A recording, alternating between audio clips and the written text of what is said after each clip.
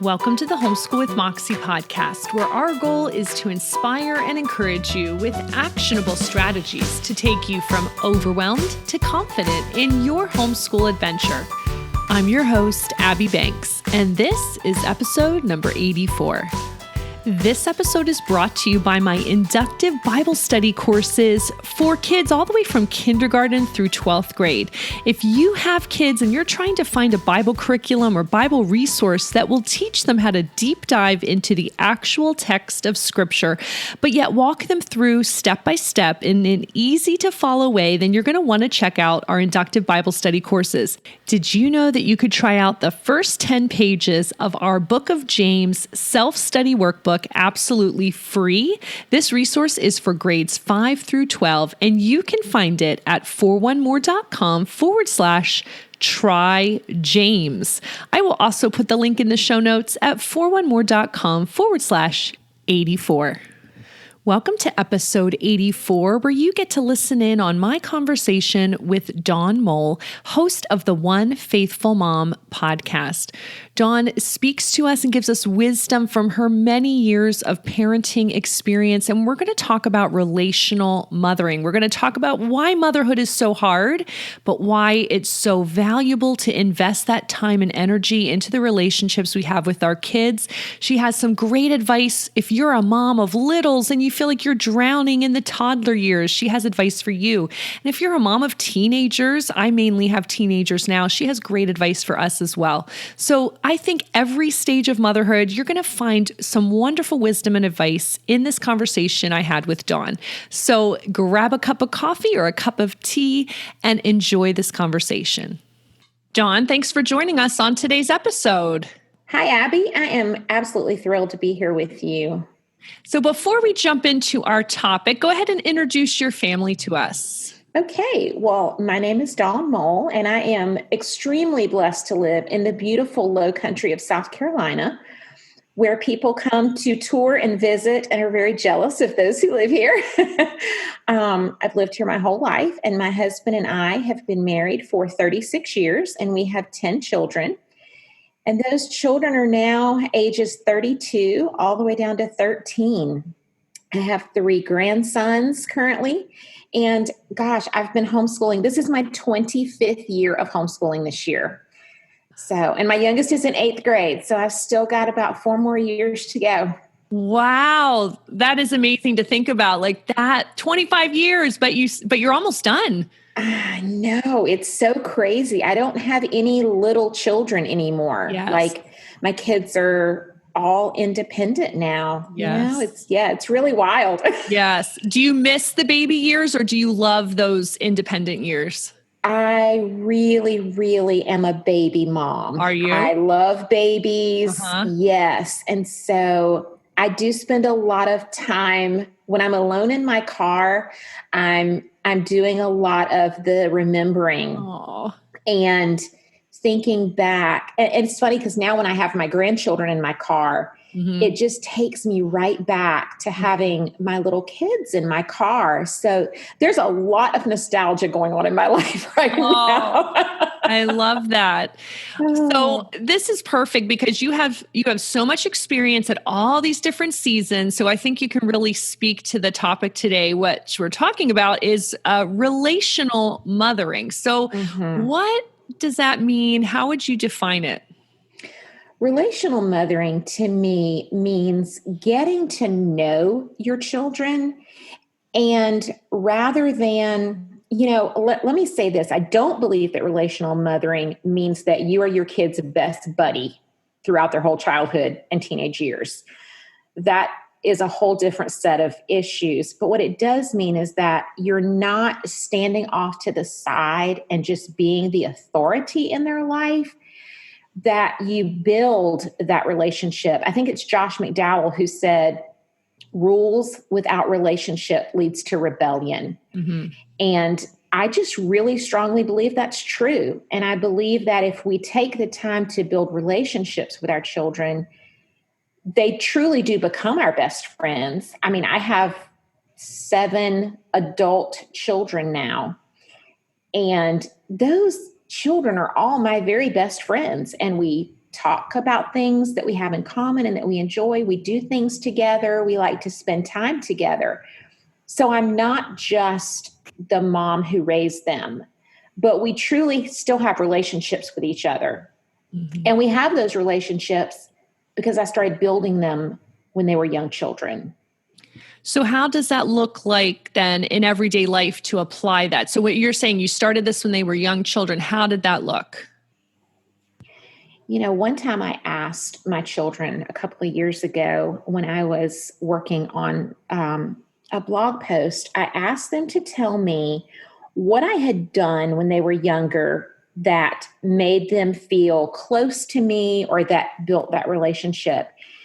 And my kids told me things like, one of my daughters, who's very musical and very gifted in that way, said, no matter what else was going on in our life, you always took the time out to take me to piano lessons, to give me violin lessons, guitar lessons. You took me to choir. She said, I knew that whatever I was interested in, excuse me, was important to you. Mm-hmm. And you made time for it to happen.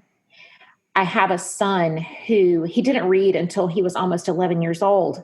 And he mentioned, you were really patient with me learning as I could learn it. I never felt like you were angry with me about what I couldn't do. Or I have a son who's really, really super stubborn. And we had a lot of really difficult times when he was little. And he said, even when you had to discipline me, I never felt like you were mad at me. I always felt like you loved me, even when you were disciplining me. Mm-hmm. And to me, that's how it plays out in everyday life, is stepping into your child's life.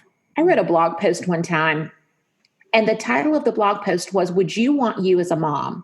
Mm-hmm. And I had a lot of feedback from that blog post, moms who were like, whoa. Mm-hmm. I've never thought about this. But I just asked some questions in that post, things like, if you were your little boy, would you feel comfortable, saying this to your mom? Or if you were your 7-year-old, would you tell you a joke and knowing that you would laugh? Mm-hmm. Just really trying to put yourself in your child's shoes and seeing the way you parent them from their eyes. That to me is relational mothering. And that is how it plays out in everyday life, is putting yourself in your child's shoes. Because I think that's hard to do, Abby. Mm-hmm. I think it's hard to take ourselves back to what it felt like to be completely vulnerable, completely dependent, and really without recourse if you're not treated fairly or you feel like you're not treated fairly. Mm-hmm. And trust me, I say to my kids all the time, don't be looking for fair. What's fair is that Jesus didn't come and die for you and save you from your sins. So I'm not all about the, rights of the child and the kids are first. It's not about that. It's just about empathizing with their position and trying to understand and remember that children do childish things. Yes. Dr. Dobson said one time, we have to know the difference between foolishness and childishness. Yes. And sometimes that's hard when you're just concerned that your children are making you look bad as the parent, right? Yes. And it's easy to forget that. So if we're not using relational mothering, what's the default mode? What do we tend to do? I think the default mode is we just step back and let things play out like they will. Mm-hmm. I had a mom say to me one time, who knew my family very well. We were very close friends. And she said, I would love to be as intentional about my mothering as you are. And I would love to do some of the things with my children that you do. But honestly, I just don't want to put all that effort into it. Mm. First of all, I was shocked that she just bold-faced said that to me. Like, wow, you just admitted you really don't want to mother your children. But I think that's really pretty common. Is it takes a lot of work to be that kind of parent. If you're going to invest that kind of time in your children, to really get to know them, to give up the schedule to go to music lessons, to get down on your knees so you look your 7-year-old son in the eye and talk to him, to be understanding and try to hear their point of view on things. It takes time. That's just not as easy as sitting your kid down in front of a screen or sending them out to play with the neighbors or whatever it might be. That takes intention. Mm-hmm. And so the default is we just kind of trust the culture to raise our kids, and we make rules and we discipline and we make sure they do their homework. And that's kind of it. We just we kind of let the chips fall where they may, mm-hmm. so to speak. Right. And, it's funny, before we have kids, we have a lot of opinions about, what motherhood's going to be like or how we're going to do it. And I find that it's interesting that all of our theories go out the window when we actually have to parent. It's like, oh, this really is not easy. And like you said, it takes intention, it takes effort. What is it about mothering that is so difficult other than these things? Is there anything else that comes to mind? Why is this so difficult? Well, I'll tell you why it's so difficult, because your children don't go along with your plans. Yes. Very true. That's why we think it's going to be so easy, because we think, well, I'll do this and I'll do this and I'll do this and it'll all be fine. And then you have the children. Yeah. and they have minds of their own. Yes. I was talking in my podcast last week about being at home with your children all day and still loving them at bedtime. Mm-hmm.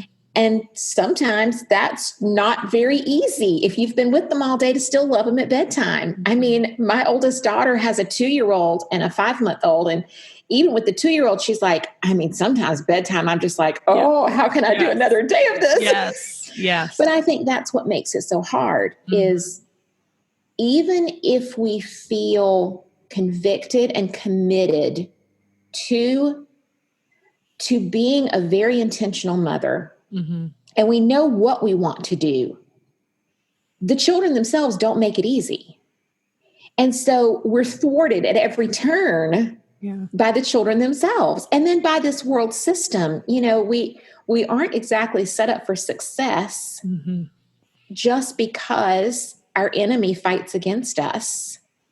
And so we just really have to go into it with prayer and conviction. And I think conviction, if I had to choose one word, that's what it would be. We have to have deep convictions about what we want our mothering to look like. Because if we don't, we're going to naturally, like you said, go back to that default of, this is too hard. It would be easier to just let them do this thing, mm-hmm. and not worry about it. I think that's what makes it so hard. Like, our children are people. Mm-hmm. That's what Charlotte Mason said. Children are born persons. Mm-hmm. They're not just this blank slate that we get to write whatever we want to write on it. Mm-hmm. They're born with personalities, and we can only work with what we're given. Are they moldable? Yes, they're moldable, but they're not like a big blank whiteboard. You can just write on it what you want it to say. Mm-hmm. We work with their personalities and with their God-given gifts. But that's hard because it might not look like we want it to. Yeah. So based on knowing our kids are these people with personalities, and we have to use that too as we're building these relationships with them. Have you personally seen successes with this in your own relationship with your kids? Maybe would you mind sharing some of those because of relational mothering? What successes have you seen? Oh gosh, yes. Our family, let me back up a second and tell you this. I am an only child, okay? Mm-hmm. I was raised an only child who went on to have 10 children.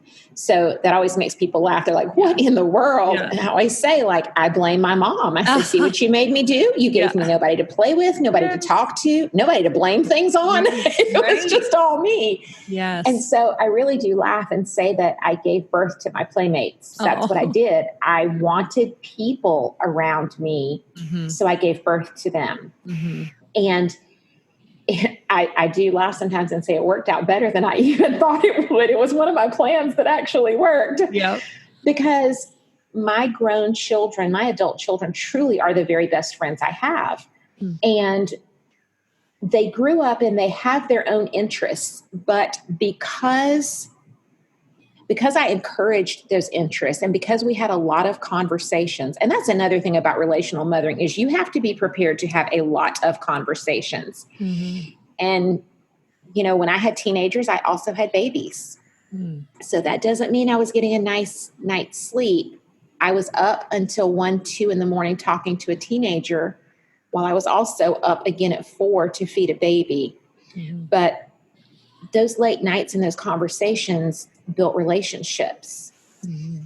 So my older children now come back to me for advice, for counsel. I have promised them that I would not give them unsolicited advice when they become parents. Mm-hmm. And my oldest son and his wife have an 8-year-old little boy. And I promised them this when she was pregnant. I was like, I'm never going to give you unwanted advice. And I took that very seriously. And I didn't ever give them advice. And a few years ago, as little boys tend to do, my grandson started kind of sowing his wild oats a little bit. Mm-hmm. And my son asked me for advice. And I said, remember what I told you? I told you I would never give you advice. And he said to me what I think is really the answer to your question about an example. He said, no, Mom, that's not what you said. What you said was you would never give us unsolicited advice. Mm-hmm.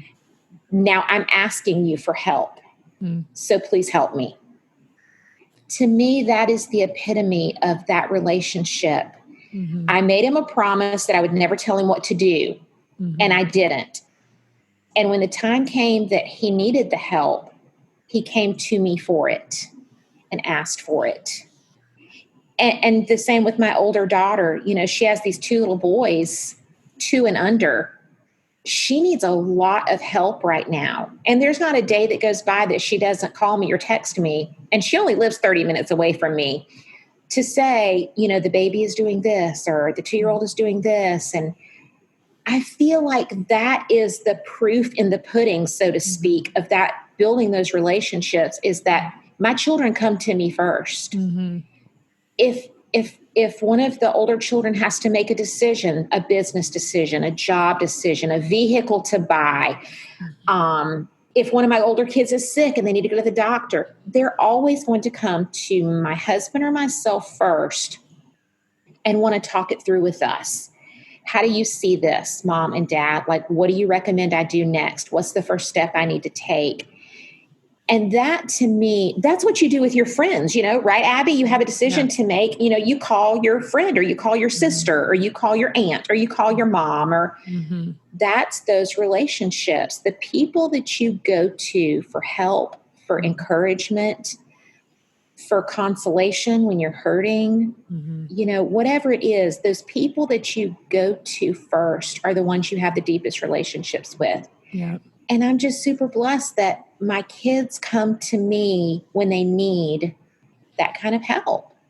And also my grandchildren, my grandchildren beg to come. I am May to them. Mm-hmm. And the 2-year-old already, he got in trouble for something the other day. And my daughter is voice recording him and sends it to me. He's crying because she has disciplined him. And he's saying, I want May. I want May. But the 8-year-old grandson, he wants to come to my house. Yeah. And so it just, it has this ripple effect. Mm-hmm. I have wonderful relationships with my adult children. And so now I'm also getting the huge gift of their children also want to have a relationship with me. Yes. So it just trickles down. I love that. And don't you feel like this is a really big reason why if families can homeschool all the way through high school, they're gaining that time that if you're sending your kid off to public school and then they have sports, then they have homework and then they're with their friends, you hardly ever see them. Whereas if your kids are home and you're homeschooling, I feel like that benefit even more than academics is you have the time and this, you're near each other more to invest in that relationship. I want to add something in there to that because that is something really cool that I wouldn't actually have brought up. But there have been several times over the years that my older children have thanked me for homeschooling them. And they've specifically said, even when they were still in high school, I've had my high schoolers say to me, Mom, I'm so glad you homeschool me, because they see the relationships that some of their friends have with their younger siblings. And they'll say things like, I just don't think, and they'll name one of their younger siblings, I just don't think like John and I would be best friends if I was in school all day, or whatever it is. They even see it in high school. They can even see that if they were in school all day and not home with each other, they wouldn't have the relationships they have with each other. And that doesn't stop, because my adult children, my oldest son, who is 32, he and my 17-year-old son, like, they are best friends. They are the best of friends. And it goes that way throughout the kids. Like, it seems like a couple of kids tend to buddy up from a young age with an older sibling, but then as they get older, it's just this intermix of best friends. When they're all home together, which we try to do about once a month, all get together, it's just like a big party and a group of friends, getting back together. They talk and text throughout the week. Some of them work together. It is just amazing to see. But yes, exactly what you said. When you're all together all the time. Well, let me tell you what I've always told moms this. Look, it is easy to get along with strangers. It is easy to be nice to the person at the grocery store. It is easy to get along with your coworkers. But if you can get along with your siblings, that is the real test. Yes. That's the test, because you can be nice to somebody you're never going to see again. That's easy. But if you can be with your siblings all day, every day, and end up liking each other, now that's something to talk about. Because we see all the worst in each other. We have to learn to say, I'm sorry. We have to learn to ask for forgiveness. I found that true too with homeschooling and being around the kids all the time. I say this as well. Like, it is easy to send the kids off to the teacher and say, like, they can deal with their bad attitude or whatever. But it is harder to be like, no, I'm the parent and we're going to mush through this, even if it's ugly and, gross and whatever, even if it's mom who has the bad attitude, right? Like, a lot of our stuff comes out because we are with our kids all day, and it's amazing. I always I clearly think I before I was married, before I had kids, I thought, I am such a nice person. I'm so easy to get along with. And then it's like, why am I so mad? Or why am I so that? It's like the ugly comes out, right? Yes. We see ourselves, and it's hard, but it's also a good thing, because then we can deal with it instead of. That's why motherhood is so sanctifying. It brings those things out in us. Yep. I know I've heard so many women say, man, I never knew what a sinner I was till I had children. Yes, it is the truth. Yes. Ooh. So I want to circle around now to the young mom who's listening, and I'm sure you're talking about nostalgia and thinking back to when your kids were little, and you know how difficult it is when you're surrounded by all these little people and you're exhausted and you're just like, you feel like you're in a monotony every day. You're doing the same thing over and over. How can you encourage that young mom with littles today who's thinking like, how do I even start with trying to forge relationships with my toddler? What does that look like, and how can you encourage her? Sure. And I was there. Let me tell you, I had 3 children rather spaced apart. And then my last 7 were born in 8 years. So I was the mom with 3 older children, and then 5 kids 5 and under, and then 6 kids 6 and under. So I have definitely been in that space where you are literally surrounded by little children. There's no getting away. You've still got toddlers waking up in the night and a newborn. And it is hard. It is really hard. Even my daughter with a 2-year-old and a 5-month-old, man, it's exhausting. So that's the first thing I would say is, if you're exhausted and frustrated and it's really, really hard, yes, it is really, really hard. And there's really nothing that's going to make that easier. That's just a hard stage. The older your kids get, the less they're going to need your help with every tiny little thing. But I think a lot of moms look so forward to the kids growing up that they don't realize every age brings its own set of issues. Mm-hmm. So I'm always telling my oldest daughter, like, don't wish this away. Don't wish away these days of you being responsible for every cup of juice and every diaper change and every putting on the shoes and socks. Mm-hmm. And I would tell the mom the same thing I tell my daughter, which is usually two things. Read books every day. Every day, take some time to sit down with your little ones and just read some books. And the second thing is, do not hate their bedtimes. That I used to tell my husband all the time, if only bedtime came at like 11:30 in the morning, I think I could do it. I think I can do it. That's a sore spot in my house, bedtime. When they but were it comes little. at the end of the day and you're already so tired. But Mm-hmm. but here's the thing, Abby. Man, if I had a 3 or 4-year-old that I could go lay down with right now and sing songs and hold hands and stroke hair until they fell asleep, man, I do that with my 2-year-old grandson now. I love to have him sleep over because I know that at nap time and bedtime, I'm going to get to go lay down with this little warm body who's going to press up against me and fall asleep with his cheek on my cheek because that's the only way he wants to go to sleep. I miss that. And so when you're in the middle of it, it's really, really hard. But just know from a 53-year-old grandmother, that is one of the things I miss the most. It seems like I miss the hard things the most. Those days where I've got 3 kids on my lap and 2 of them are crying and one's got a messy diaper and one's begging for something. And there's a little scuffling going on. Like, it is so hard when you're in the middle of it. But when they get older, it's not easier. And that's kind of what I tell all these young moms. It's like, I know you think when they get older, it's going to be easier.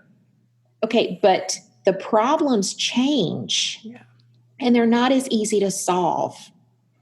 Getting a cup of juice is relatively easy compared to helping your 17-year-old who's had his heart broken for the first time. Because you can't really fix that.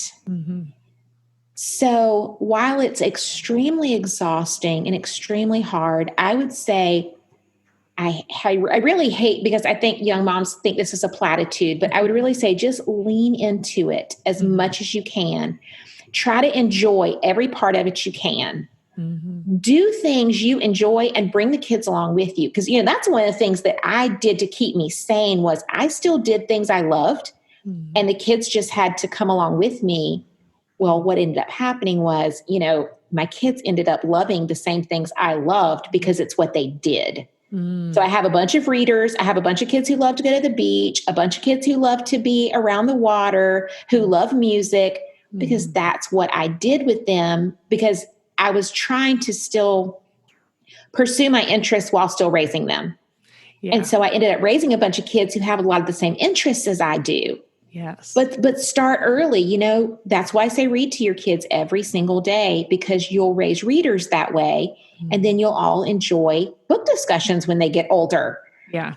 So just those special little things, sing to them, teach them Bible verses, whatever you have to do to get through the day, but just try to stay in their world as much as possible instead of always wanting to escape.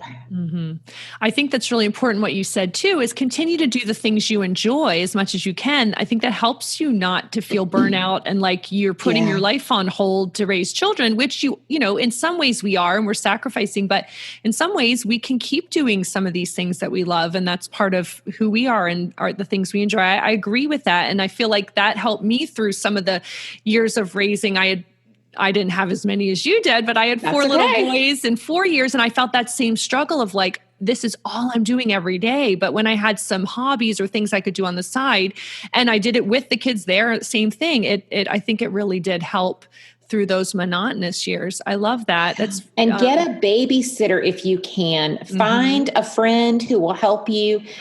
That is one thing I think is super, super, super important. My older children literally saved me many times. And we weren't the kind of large family where my older kids were responsible for any of the little kids. I was responsible for my children. I put all the shoes on, I did all the dressing, but my older kids would save me sometimes and say, Mom, go do so-and-so, whatever it was. They'll be like, we've got this. You just go do something. So find that person who will give you some time, whether it's your husband, your mom, a sister, a friend, your church, somewhere where you can get that little bit of time to do something you want to do, even if it's just for a few minutes. But I do caution young moms to not always be trying to get away, because truly the solution for feeling burned out with your children is to spend more time with your children, but doing the right things, like really being involved with them, being involved with things they enjoy and that you enjoy, that you're passing on to them. But stop feeling the need to escape all the time, because all that does is make you want to escape more. When you get a little break, you want another break, and you just start to look so forward to the breaks. You're not enjoying what's going on between the breaks. That makes sense. Now, as we wrap up here, what about the mom of teens who's struggling? We know the teen years are talked about as being these tumultuous years. Well, what if someone is listening and it's like, well, I haven't pursued relationships as much as I would like, and now I have teenagers. Is it too late for me? Or how would you encourage that, Mom? Well, first of all, it's never, ever, ever too late. In God's economy, there's no such thing as too late until you're dead. So it's never too late. Your teenagers, they want relationships with you. My parents divorced when I was 16 years old, and I went to live with a grandmother at the time. And I went from a home where it was very strict to a home where there wasn't a parent there for me, and there were no rules. I was 16 years old and completely free to do whatever I wanted. And I lasted in that environment about a year before I needed to move, because I just couldn't be responsible for myself. I was 16 years old.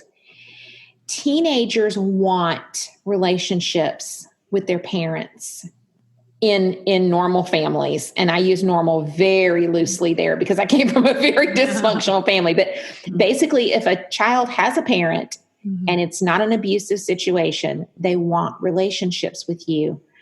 And most of the time, I think one of the easiest ways to get back in is either through music or books. Every teenager listens to music. I mean, in my house, music has been a huge thing. And I'm not talking musical instruments. I'm talking Spotify, Apple Music, whatever platform they're using. Every teenager is listening to music. So I let my kids be DJ in the car, and I hear a lot of new music that way. And I just ask them questions about it. I just ask them questions like, who is this? Like, what else of theirs have you listened to? Seriously, everybody in the world likes to talk about themselves. We are very self-absorbed people as the human race. So just starting to ask some questions that aren't too probing, because if you haven't built those relationships, you don't want to come off as super nosy, because that's going to push them away. They're going to be like, why are you all of a sudden asking me all these questions? And they're going to clam up. But if you just, again, try to get into their world, find out what they're interested in, take them shopping, take them out to eat. It might be awkward at first. And I talk a lot about that on my podcast, Abby, about how I really believe awkward keeps us from doing a lot of things that we know we need to do, and we don't do it because we're afraid it's going to feel awkward. But I find that what happens is if you push through the first time, very quickly the awkward goes away, and it starts to feel a little more normal. And besides, your relationships with your children are at stake. So what are you willing to face to build relationships? Can you deal with a little bit of awkward? Can you deal with the fact that your child, for the first 6 months you try this, might push you away? But it's okay. Just keep trying to get into their world, asking questions, finding what they're interested in, pursuing that. we have to pursue our children the way that God pursues us. He doesn't let us just get away. He really wants a relationship with us, so he pursues us. And that, to me, I told one of my children one time, they were angry with me about something and not speaking to me. And they were, I don't know, maybe 18, 19 at the time. They weren't at home at the time, and they hung up on me on the phone. And so I texted this child and I said, you can hang up on me. You can not come home tonight. You can do whatever you want to do, but I will chase you down until the day I die. I will never stop chasing you. And I think if you haven't really, really invested, start out slow. Don't start running after your kid and scare them, but just start slow. Just, start getting into their world a little bit. Find out what they're interested in if you don't know, and start asking questions. It's not that hard. It's simple, but it's not easy. A lot of things in parenting. It's pretty simple, but it's not easy. Yeah.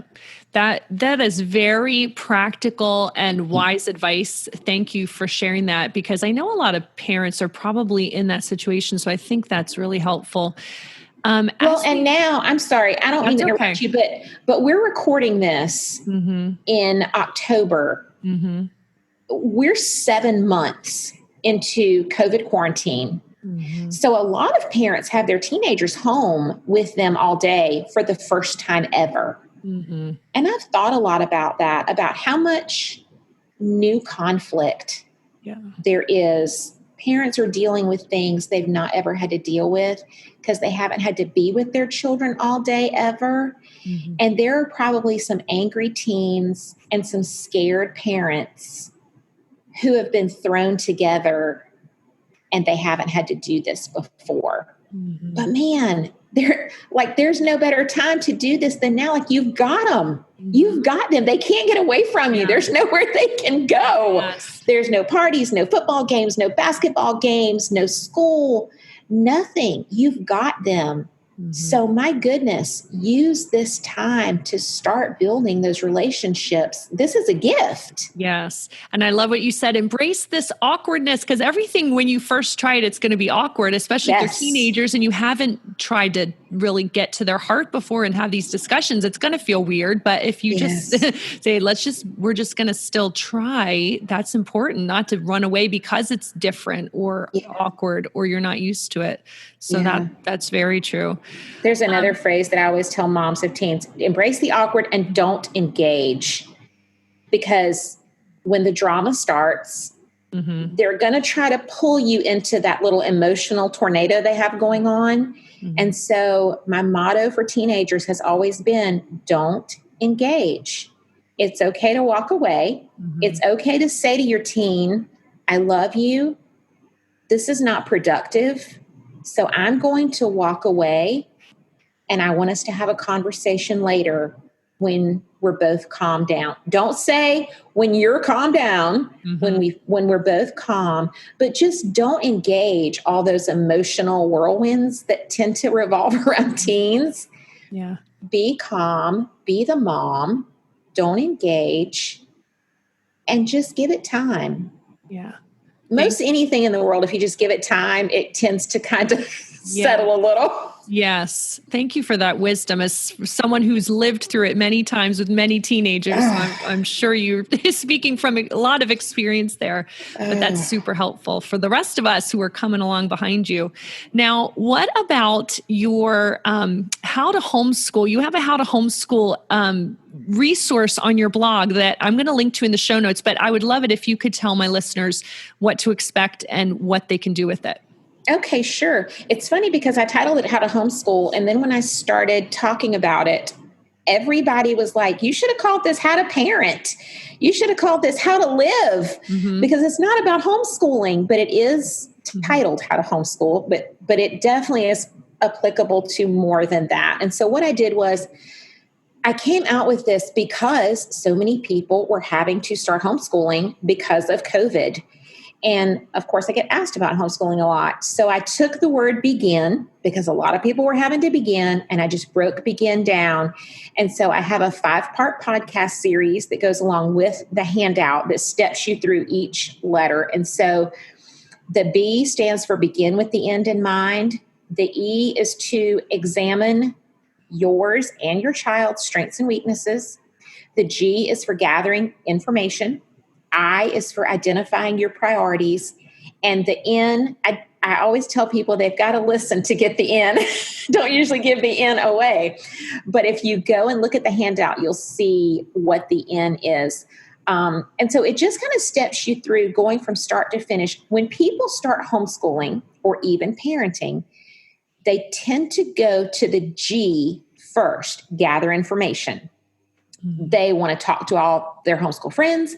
They want to get online and see how to homeschool. And that's not where you start. You need to start by thinking about what your end goal is and looking at where you're already strong, where you're weak, and what you need to shore up before you get started. So if they go to onefaithfulmom.com/begin, they can see the resource I've got there, the cheat sheet. And then I know you're going to link to the podcast, but episodes 5 through 9, each day I walk through one of those letters and exactly how to use it. And I ask a lot of probing questions to help you think through each step. Awesome. This sounds very helpful. And I know my listeners are going to want to go check it out. But Dawn, I really appreciate you taking time out of your day to share your wisdom. You've lived this full life with all these stages and ages. So I really appreciate you sharing with us about relational mothering. Thank you. Well, I am so happy to do so. You know, when they ask the question, what could you talk about in your sleep? It's either homeschooling or being a mom. Yes. It's been my career. Yes. So I love it. Thanks again. Thank you, Abby. I hope you enjoyed this conversation I had with Dawn. Make sure you check out the links to her podcast and her website. You can find all those links in the show notes at 4onemore.com/84.